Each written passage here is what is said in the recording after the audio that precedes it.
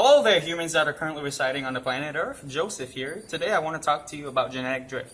But to start off, what is genetic drift? Good question, Joseph. Thank you, Joseph.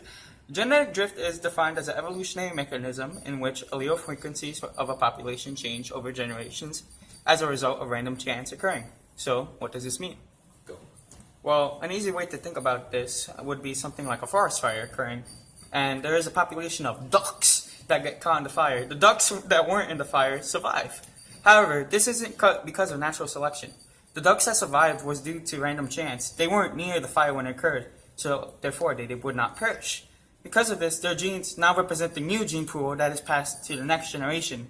Those ducks that were lost to the fire are no longer able to pass their genetic information to next generations.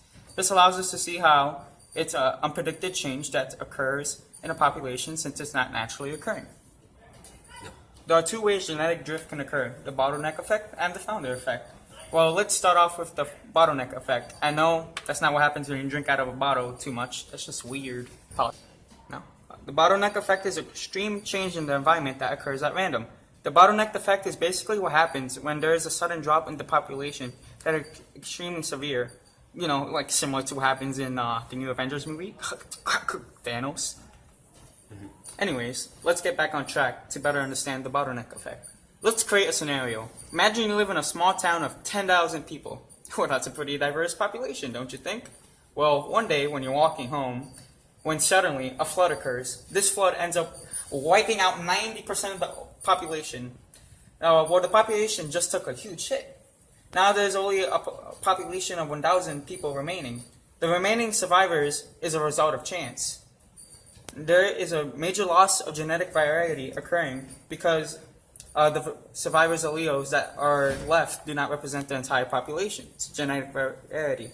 This is harmful as it can increase the frequency of harmful alleles that are passed down to further generations. Did you get all that? Good. Now let's talk about the founder's effect. The founder's effect has the word founder, like something when you find something and claim it as yours. An example of this would be finding a tiny island. The founder's effect deals more with when a small population establishes a new population with a gene pool that is different from the source population.